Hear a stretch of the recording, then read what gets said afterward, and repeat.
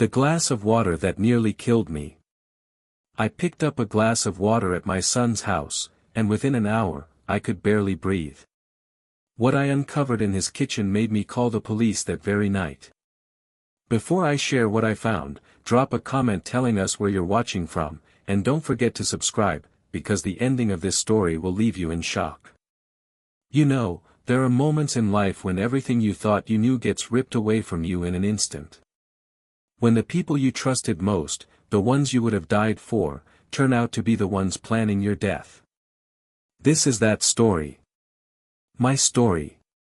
And I'm telling it because someone needs to hear it, someone needs to understand what betrayal really looks like when it's wearing a smile and pouring you a glass of water. Let me paint you a picture of what should have been a perfect evening.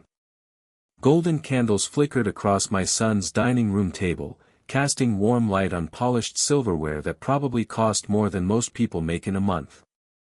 The dishes were bone china, the kind you see in magazines, each piece carefully placed like we were staging a photo shoot for some luxury lifestyle publication. Everyone was dressed to the nines, my son Marcus in his tailored suit that hugged his frame just right, his wife Jennifer in a dress that screamed designer label, her jewelry catching the light with every gesture she made. They looked successful. They looked like they had it all figured out. Hell, they looked like the kind of couple other people envied. But I've been around long enough to know that sometimes the most polished surfaces hide the deepest cracks, and there was something about their smiles that night that felt forced, rehearsed, like they were performing wealth rather than living it. You see, I didn't get to where I am in life by ignoring my instincts.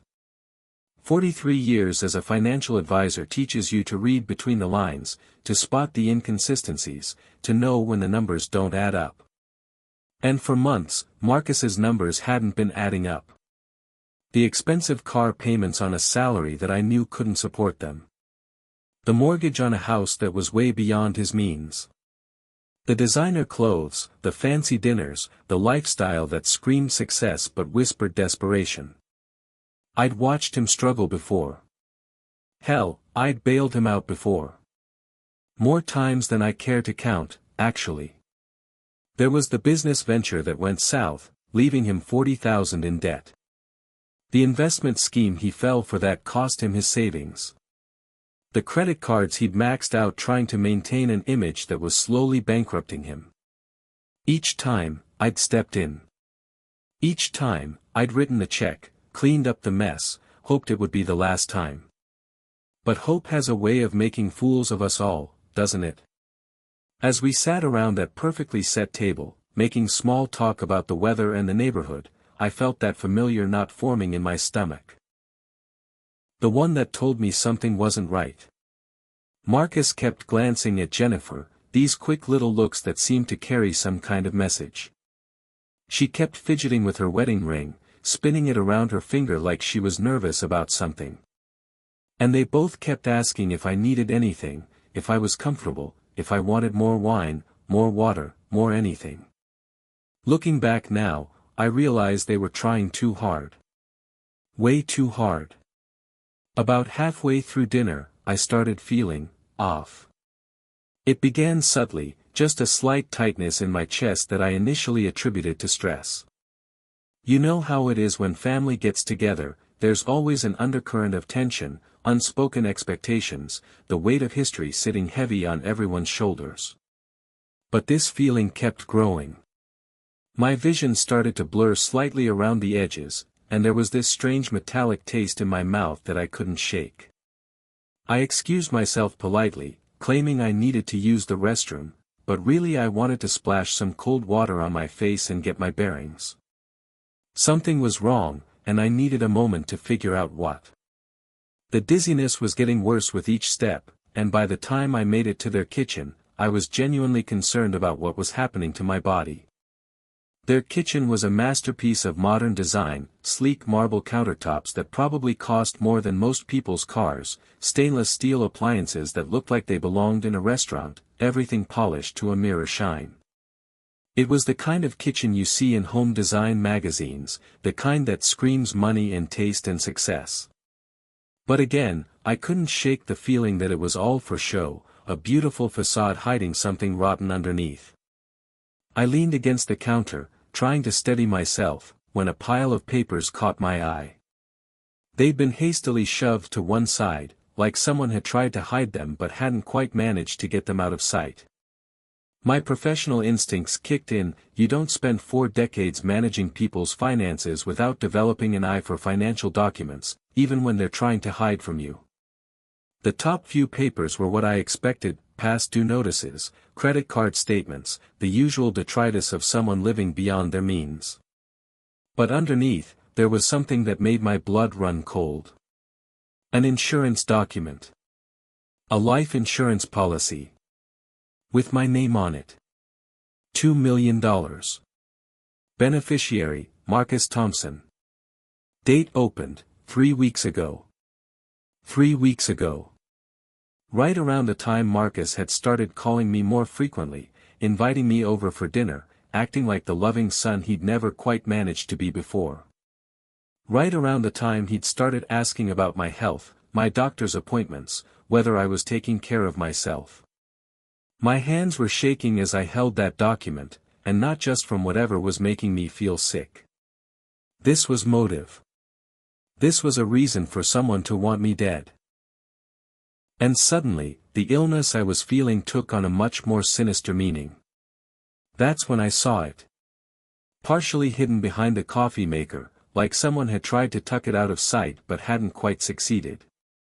A small glass vial, no bigger than my thumb, with just a few drops of clear liquid still clinging to the bottom. No label. No identification. Just an innocuous little container that could have held anything, but given the circumstances, I had a pretty good idea what it had contained. The pieces fell into place with the kind of horrible clarity that makes your stomach drop and your world tilt sideways. I had drunk water that Marcus had handed me personally. I was suddenly, inexplicably ill. There was a $2 million insurance policy with my name on it. And here was what looked like the means to make that policy pay out. This wasn't family drama anymore. This wasn't disappointment or frustration or even anger at a son who couldn't get his life together. This was attempted murder. My own son, the boy I'd taught to ride a bike, the kid I'd helped with homework, the young man I'd bailed out of trouble more times than I could count, had just tried to kill me for insurance money. The rage that hit me was unlike anything I'd ever experienced. It was white-hot, consuming, the kind of anger that makes you want to storm back into that dining room and confront him right there, consequences be damned. But 43 years in finance had taught me something valuable: emotion makes you stupid, and stupid gets you killed. If I was right about what was happening, I needed to be smart. I needed to be careful. I needed to stay alive long enough to make sure justice was served. So I did something that probably saved my life. I pocketed that vial. I straightened my shirt, grabbed a bottle of water from their refrigerator instead of drinking from the tap, and walked back to that dining room with a smile plastered on my face. Inside, I was burning with betrayal and fury, but outside, I was just a father having dinner with his family. The rest of the evening was surreal. Marcus and Jennifer kept asking how I was feeling, their voices laced with what I now recognized as fake concern. They were waiting for me to get sicker. They were waiting for me to collapse. They were waiting for their plan to work, and every solicitous question, every worried glance, was them checking to see if their father and meal ticket was dying on schedule. I played my part. I complained of feeling tired, mentioned that I might be coming down with something, even asked Jennifer for some aspirin for a headache I claimed was getting worse. All the while, I was watching them exchange those little looks, seeing the anticipation in their eyes, recognizing the performance for what it was. When I finally left that house, pleading exhaustion and promising to call them in the morning, I drove straight home with one thought pounding in my head. I needed help, and I needed evidence, and I needed both fast. The first call I made wasn't to 911. It was to David Chen, my lawyer and one of the few people in this world I trusted completely. David and I had worked together for over 20 years, he'd handled my estate planning, my business contracts, and he'd seen me through the worst moments of my life. If anyone could help me navigate this nightmare, it was him. "David," I said when he picked up, "I need to see you tonight. It's an emergency." There was no hesitation in his voice. "Come over. I'll put on coffee." David listened to my story without interruption, his expression growing more grim with each detail. When I showed him the insurance document and the vial, he leaned back in his chair and was quiet for a long moment. "Hospital first," he finally said. "We need medical proof of what they tried to do to you. Then we call the police. But Richard, you need to understand, this is going to destroy your family. Are you prepared for that?" Was I prepared? How do you prepare for the complete annihilation of everything you thought you knew about the people you love? How do you prepare to watch your own child get arrested for trying to murder you? How do you prepare to admit that you raised someone capable of this level of betrayal? But I was angry. God, I was so angry. Not just at Marcus, but at myself. For the years of enabling, for the checks I'd written, for the warnings I'd ignored. For trusting someone who saw me as nothing more than a paycheck with a pulse. The hospital confirmed what I already knew. Traces of antifreeze in my bloodstream, not enough to kill me outright, but enough to make me sick, to weaken me, to make what came next look like natural causes. The doctor who delivered the results looked at me with a mixture of professional concern and human horror. "Mr. Thompson," she said, "if you'd consumed much more of this, or if you were in poorer health, this could have been fatal. Someone tried to poison you. Someone. As if it were a stranger. As if it weren't my own son who'd handed me that glass of water with a smile and asked about my day." Armed with medical proof, the insurance document, and the vial, I felt like I was building a case rather than destroying a family. Maybe that was the only way I could handle it, approaching it like a professional problem rather than a personal betrayal. The evidence was solid. The motive was clear. The means were documented. Detective Sarah Morrison arrived at the police station looking skeptical. I suppose she'd heard plenty of family drama disguised as criminal complaints, adult children fighting over money while elderly parents threw around accusations. But I wasn't some confused old man rambling about conspiracy theories. I was a financial professional with 43 years of experience, and I presented my case like the businessman I was. I laid out the evidence methodically. The timeline of Marcus's increased contact and concern for my health. The insurance policy he'd taken out without my knowledge but with access to my personal information. The medical report showing deliberate poisoning. The vial found in his kitchen. The mountain of debt that gave him motive. Detective Morrison's skepticism faded as I spoke. By the time I finished, she was leaning forward, taking notes, asking the kind of detailed questions that told me she understood this wasn't family dysfunction, this was attempted murder. "Mr. Thompson," she said, "we're going to need to investigate this thoroughly. It's going to mean searching your son's house, interviewing him and his wife, possibly arresting them. Are you absolutely certain you want to proceed?" "Certain. I was certain that my son had tried to kill me. I was certain that he'd looked me in the eye and handed me poison with a smile. I was certain that he'd taken out a $2 million insurance policy and planned to cash it in over my dead body.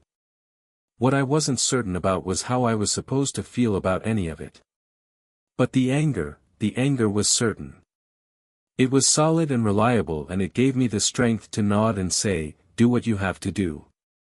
The investigation moved quickly.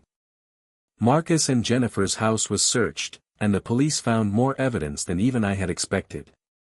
A detailed plan outlining how they would stage my death to look natural. Research into various untraceable poisons. Financial records showing just how desperate their situation had become. They owed over $300,000 to various creditors, the house was in foreclosure, and Marcus was about to lose his job for falsifying sales reports. They weren't just in financial trouble. They were drowning, and they'd decided that my death was their life preserver.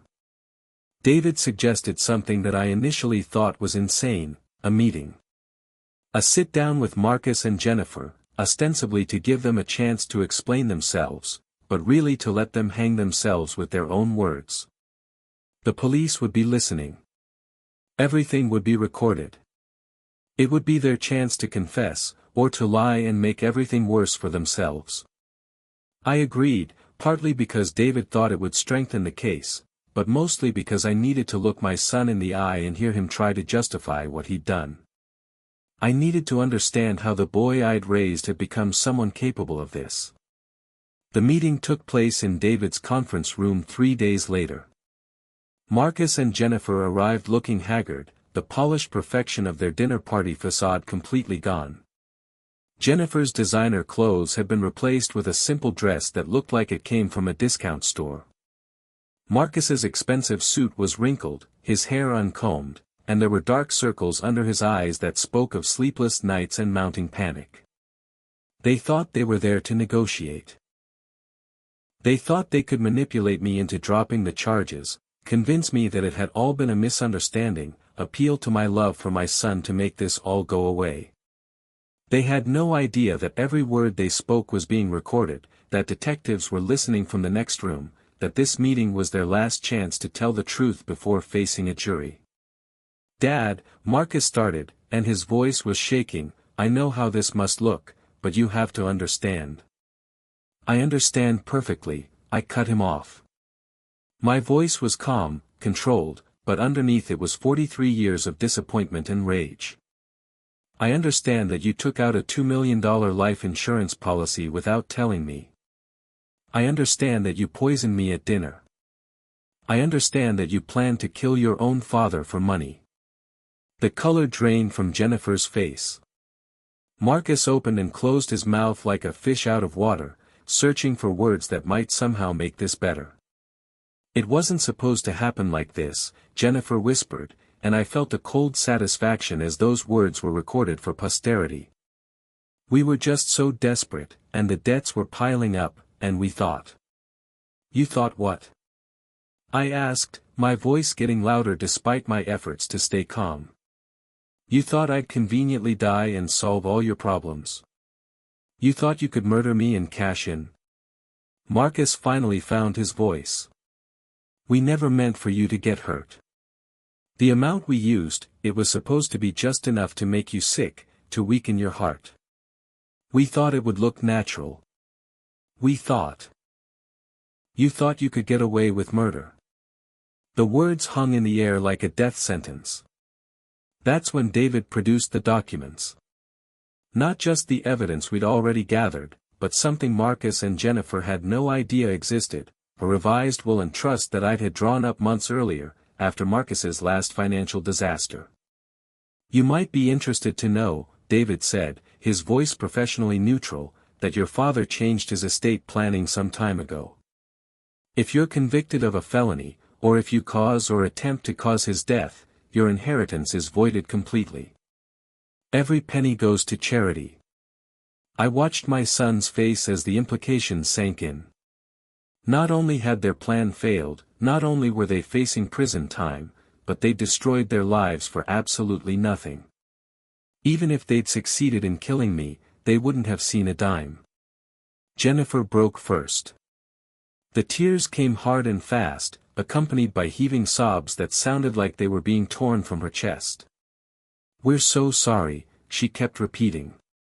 "We're so sorry. We never meant for it to go this far. We just didn't know what else to do."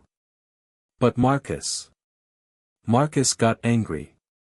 The mask finally came off completely, and I saw the man my son had really become. The rage in his eyes was ugly, entitled, the fury of someone who believed the world owed him something and couldn't understand why his plans weren't working out. "You did this on purpose," he snarled at me. "You set us up. You knew we were desperate, and you watched us struggle, and you planned this whole thing." The accusation was so backwards, so completely divorced from reality, that I almost laughed. I set you up. Marcus, you tried to kill me. You poisoned your own father. I didn't set you up for anything, you did this to yourself. We needed that money, he shouted, standing up so fast his chair toppled backwards. Do you have any idea what it's like to watch everyone around you succeed while you can't even keep your head above water? Do you know what it's like to have a father who's worth millions while you're about to lose everything? And there it was. The entitlement. The belief that my money was somehow his money, that my success was something he deserved by virtue of being my son. The complete absence of any recognition that attempted murder might be wrong, replaced by self-pity and blame. Sit down, Marcus, David said quietly. You're only making this worse for yourself. But Marcus was beyond reason now. Worse? How could it be worse? You want to destroy my life over a few drops of antifreeze? It's not like we actually killed you. A few drops of antifreeze. I repeated his words slowly, letting them hang in the air. A few drops that could have killed me if I were in worse health. A few drops that were part of a plan to murder me for insurance money. A few drops that represent the fact that my own son values my life at exactly $2 million. The fight went out of him then. I watched Marcus crumple back into his chair, the reality of what he'd done and what he'd lost finally sinking in. Jennifer was still crying, but quietly now, the kind of hopeless sobbing that comes when you realize there's no way back from the choices you've made. That's when Detective Morrison entered the room with 2 officers behind her. The time for talking was over. Marcus Thompson, Jennifer Thompson, you're under arrest for attempted murder and conspiracy to commit murder. I watched my son get handcuffed. I watched them read him his rights. I watched the police lead him away, and through it all, I felt empty. Not satisfied. Not vindicated. Just empty. The trial took 8 months. 8 months of depositions and evidence review and lawyers arguing over every detail of that night. 8 months of reporters calling and neighbors gossiping and family members taking sides. 8 months of reliving the betrayal over and over again, dissecting every moment, every decision, every sign I should have seen. Marcus and Jennifer both pled guilty eventually. Their lawyers convinced them that fighting the charges would only result in longer sentences, and the evidence against them was overwhelming. Marcus got 15 years. Jennifer got 12, with the possibility of parole in 8 if she maintained good behavior. 15 years. For trying to kill his own father. It seemed like both too much and not enough at the same time. I kept my promise about the inheritance. Every penny that would have gone to Marcus was donated to the National Center on Elder Abuse, an organization dedicated to preventing exactly the kind of financial exploitation I'd experienced. It felt like the right thing to do, turning something evil into something that might help other families avoid the same nightmare. But the money was never really the point, was it? The point was the betrayal. The point was discovering that the person you'd loved and supported and believed in had looked at you and seen nothing but a dollar sign with a pulse. The point was learning that your own child was capable of murder when the price was right. People ask me if I'm angry. If I hate my son. If I regret turning him in.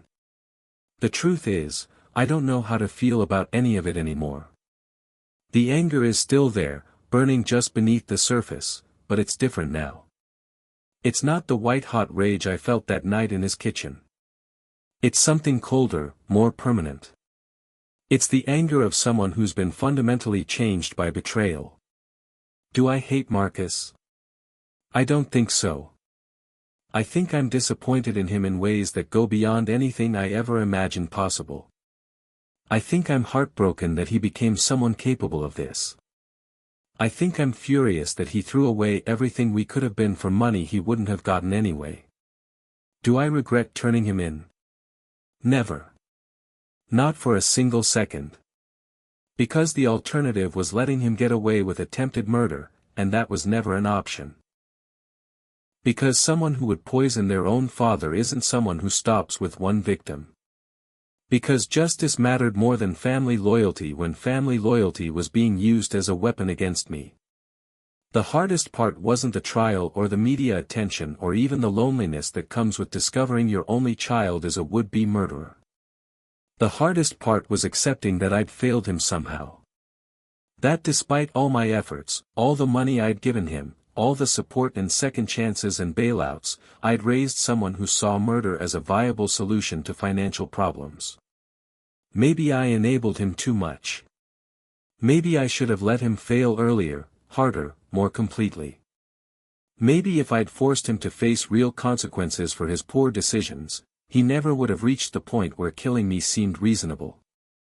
Or maybe there's something fundamentally broken in him that no amount of parenting could have fixed. I'll never know for sure, and that uncertainty is its own kind of torture. What I do know is this: trust, once broken this completely, can never be repaired. Even if Marcus serves his time and gets out a reformed man, even if he spends the rest of his life trying to make amends, I will never again be able to look at him without remembering the taste of antifreeze and the sound of his voice asking if I felt all right. I will never be able to forget that he was willing to watch me die for money. Some betrayals are too big to forgive. Some wounds cut too deep to heal. This is one of them. People also ask me about fear. Whether I'm afraid he'll come after me when he gets out. Whether I worry about Jennifer, who'll be released years before he will. The truth is, I'm not afraid of them anymore. I'm 78 years old. I've survived attempted murder by my own son. I've faced the worst betrayal imaginable and lived to tell about it. What else could they possibly do to me that would be worse than what they've already done? Besides, I'm not the same man who walked into that kitchen and found evidence of his son's murderous intentions. That man was naive enough to believe that family loyalty was a two-way street, that the people you love would never deliberately hurt you, that being a good father was protection against having an evil child. This man knows better. This man is prepared. This man has security systems and trusted friends and legal protections in place. This man won't be poisoned again. The strangest part of this whole nightmare is how it's changed my relationship with everyone else in my life. Friends look at me differently now, with a mixture of sympathy and horror and morbid curiosity. They want to know how I'm doing, but they also want details about what it felt like to discover your son was trying to kill you. They want to support me, but they also want to use my tragedy as entertainment. I've learned to distinguish between a genuine concern and a voyeuristic fascination, and I've cut ties with anyone who falls into the latter category. Life's too short and too precious to waste on people who see your pain as their entertainment. The genuine friends, the ones who've stood by me through this whole ordeal, have become more precious than ever. David, my lawyer, who dropped everything to help me that first night. My neighbor Carol, who brought me dinner every night for 3 months after the trial because she was worried I wasn't eating enough. My old business partner Tom, who called me every single day for a year just to check in and make sure I was okay. These people showed me what real loyalty looks like, what genuine care feels like. They reminded me that not everyone will betray you, that some relationships are worth the risk of trust. But I'm still careful now. More careful than I used to be. I don't take drinks from people unless I see them prepared. I don't eat food I haven't watched being made. I don't trust easily, and I don't forgive quickly. The optimistic, generous man I used to be died in that kitchen, poisoned right along with my body. This man is harder. This man is wiser. This man knows that sometimes the people who are supposed to love you the most are the ones most capable of destroying you. 5 years have passed since that dinner. 5 years since I learned what my son really thought of me. Marcus has been a model prisoner, according to his lawyer. He's taken classes, participated in counseling, expressed remorse for his actions. His parole hearings are still years away, but when they come, he'll present as a reformed man who's learned from his mistakes. Maybe that's true. Maybe prison has changed him. Maybe he genuinely regrets what he did and wouldn't do it again. Or maybe he's just learned to play the game better, to say the right words and make the right gestures to convince people he's no longer dangerous. I don't know, and I don't care. Because even if he's genuinely reformed, even if he's become a completely different person, I will never forgive him. Not for trying to kill me, not for the months of planning that went into it, not for looking me in the eye and handing me poison with a smile. Some lines, once crossed, create permanent boundaries. Murder is one of them. Jennifer got out last year. Early release for good behavior and completion of rehabilitation programs. She sent me a letter apologizing, explaining how sorry she was, how she'd found God in prison and devoted her life to making amends. She wanted to meet with me, to ask for my forgiveness in person. I had David send her a response, "Stay away from me. Forever." I don't care about her rehabilitation. I don't care about her newfound faith. I don't care about her remorse or her desire to make amends. She participated in a plan to murder me, and that's all I need to know about who she really is underneath whatever persona she's adopted now. The angry part of me, the part that still burns with fury 5 years later, wanted to write her a letter myself. I wanted to tell her exactly what I thought of her pathetic attempts at redemption, exactly how little her apologies meant to someone who'd almost died because of her greed. I wanted to make sure she understood that some crimes are too big for forgiveness, some betrayals too deep for redemption. But the wiser part of me, the part that's learned to channel anger into something more productive, chose silence instead. Because giving her any response, even a negative one, would suggest that her opinion matters to me, that her quest for forgiveness has any relevance to my life. It doesn't. She's a stranger to me now, someone who once participated in a crime against me but has no other connection to my existence. That's all she'll ever be. The inheritance money, all of it, went to the National Center on Elder Abuse as promised. $2.5 million dedicated to preventing other families from experiencing what mine went through. It felt right, turning Marcus's greed into something that might save other people from similar betrayals. But more than that, it felt like power. The power to take the worst thing that ever happened to me and transform it into something meaningful. Marcus tried to kill me for that money, and instead, it became the foundation for helping other potential victims. His crime became their protection. His greed became their shield. That's the kind of justice that feels real to me. Not just punishment for the guilty, but purpose drawn from pain, meaning extracted from betrayal. I think about that sometimes, when the anger threatens to consume me. I think about the families who might be saved because of what Marcus did to me. The elderly parents who might recognize the warning signs because their stories were included in educational programs my donation funded. The adult children who might get help for their financial problems before they turn to murder as a solution. Marcus wanted to destroy me for money. Instead, his actions created something that might save dozens of other people. There's a bitter irony in that, and also a kind of cosmic justice that feels more satisfying than any prison sentence ever could. But let me be clear about something, I didn't donate that money to be noble or forgiving or to take the high road. I donated it because I wanted to make sure Marcus's crime meant something, that his betrayal served a purpose beyond just destroying our family. I wanted his greed to have consequences he never intended, ramifications that would help people he'd never meet. It was one final way to make sure his plan failed completely. He wanted to profit from my death, and instead, his actions profited people he'd never even thought about. It was revenge disguised as philanthropy, and it felt exactly right. That's what real strength looks like, I've learned.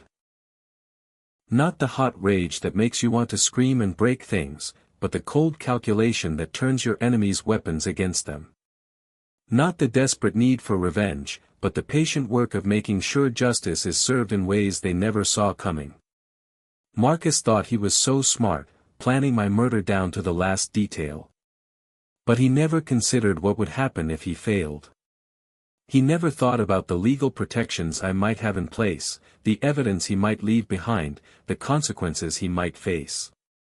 He was so focused on the money he thought he'd get that he never considered the price he might pay. That's the difference between desperation and intelligence. Desperate people see only what they want, only the immediate solution to their immediate problem. Intelligent people see the whole board, all the possible moves, all the potential consequences. Marcus was desperate. I was intelligent. That's why he's in prison and I'm still here, still fighting, still angry, but still very much alive. The anger hasn't faded, and I don't think it ever will. It's become part of who I am now, woven into the fabric of my personality like a scar that never quite heals. Some days it's just a dull ache in the background of my thoughts. Other days it flares up like an old injury in bad weather, consuming everything else until I can barely think about anything but betrayal and poison and the sound of handcuffs clicking shut. But I've learned to use it. The anger gives me energy, focus, purpose. It reminds me why I can't afford to be naive anymore, why I have to stay vigilant, why trust is a luxury I can no longer afford to give freely. It's a bitter kind of wisdom, but it's kept me alive this long. People sometimes ask me if I've considered therapy, if I've thought about talking to someone about the trauma of almost being murdered by my own child. The answer is yes, I tried it, and it was useless. The therapist wanted me to work through my feelings, to process the betrayal, to find a way to forgive and move on. But I don't want to forgive. I don't want to move on. I want to remember every detail of what Marcus did to me, every moment of that horrible evening, every piece of evidence that proved his guilt. I want to stay angry because anger is what keeps me sharp, what reminds me that this world is full of people who will hurt you if you let them. The therapist called this unhealthy. I call it realistic. Besides, who is she to tell me how to feel about my own attempted murder? Who is anyone to dictate the proper timeline for getting over betrayal by your own child? There's no handbook for this situation, no roadmap for recovery from this particular kind of trauma. So I've created my own way of dealing with it, my own version of healing that doesn't require forgiveness or forgetting or any of the other pleasant-sounding concepts that don't apply to real-world betrayal. My healing looks like vigilance. It looks like legal protections and security systems and carefully maintained distance from anyone who might wish me harm.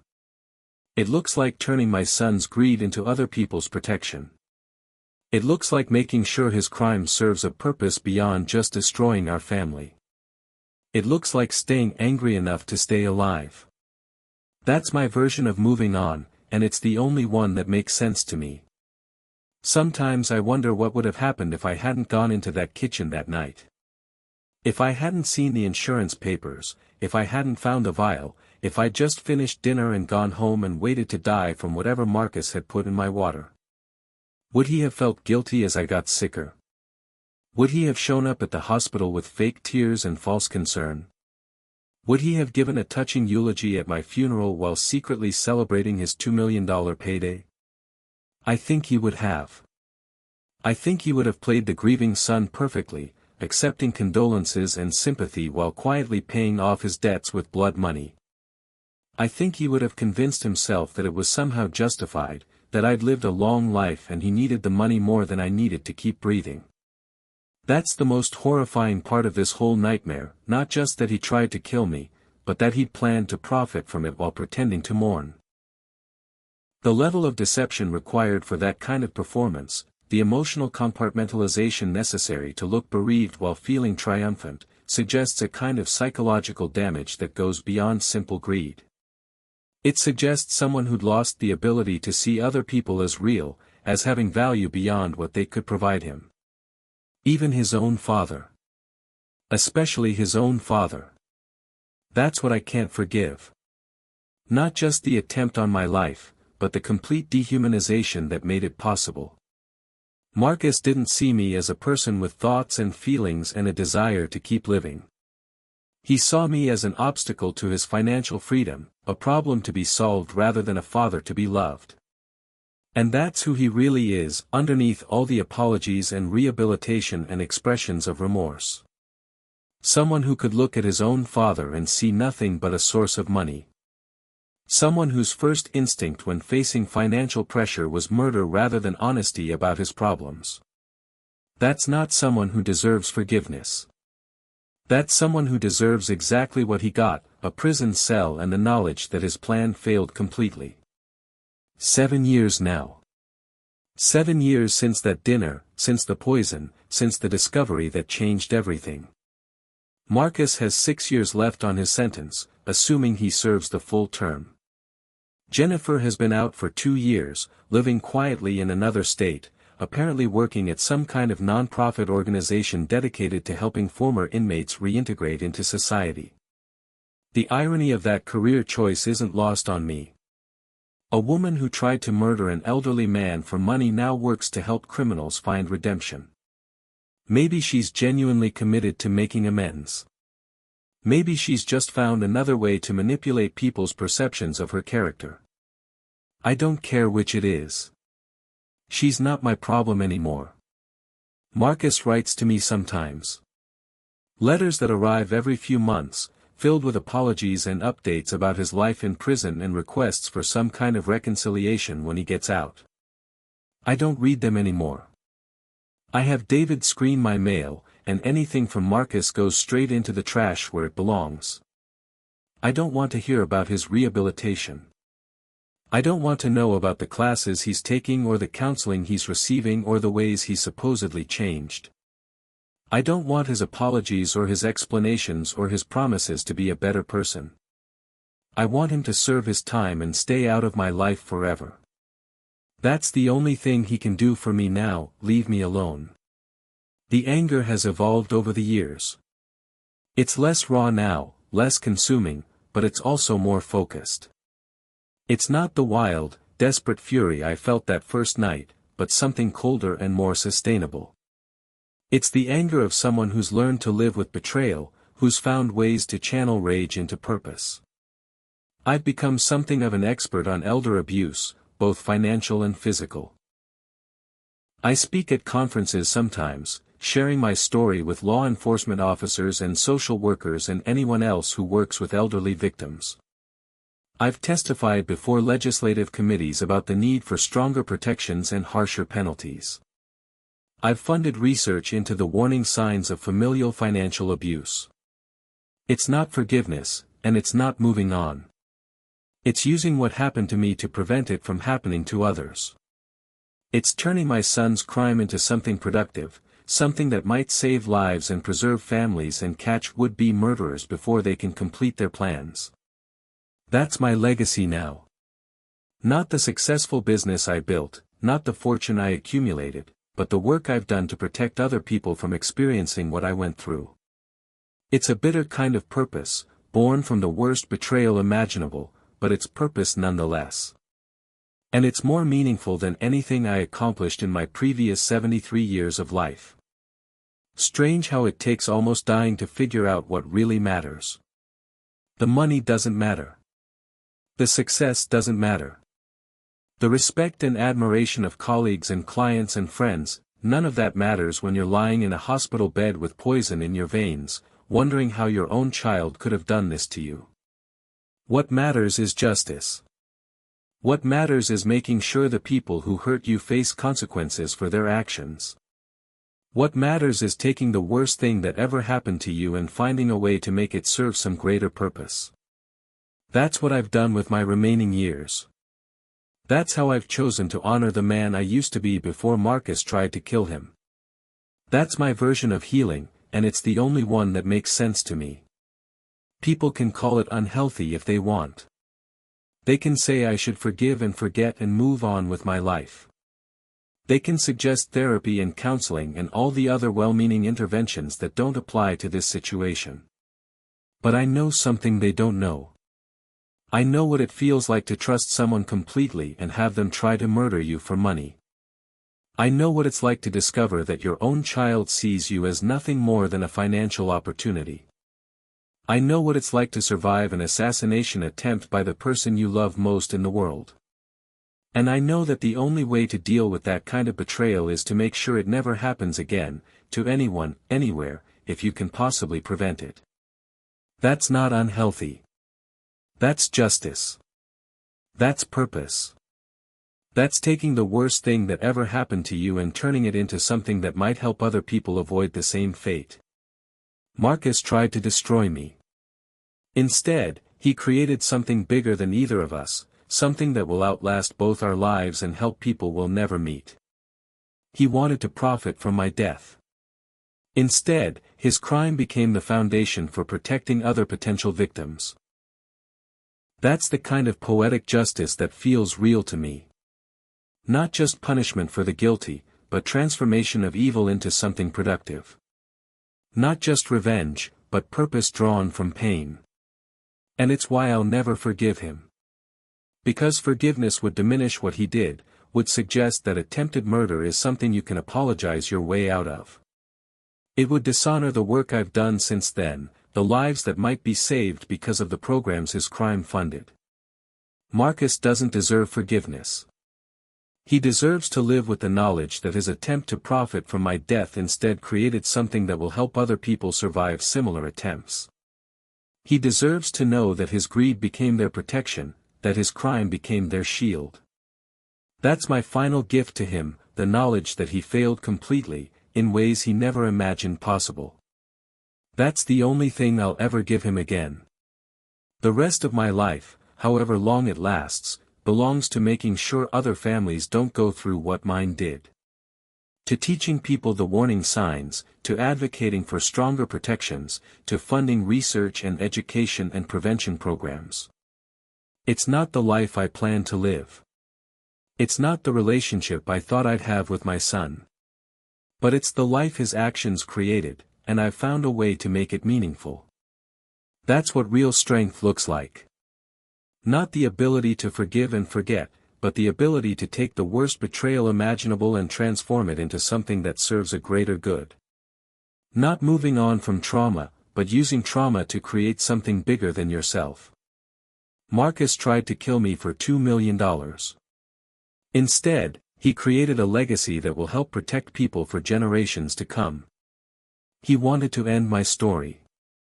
Instead, he gave it the most meaningful chapter of all. What would you have done in my place? Share your thoughts in the comments, and make sure you're subscribed for more stories like this one. Because sometimes the truth is stranger and more terrible than any fiction, and sometimes the best revenge is living long enough to make sure justice is served.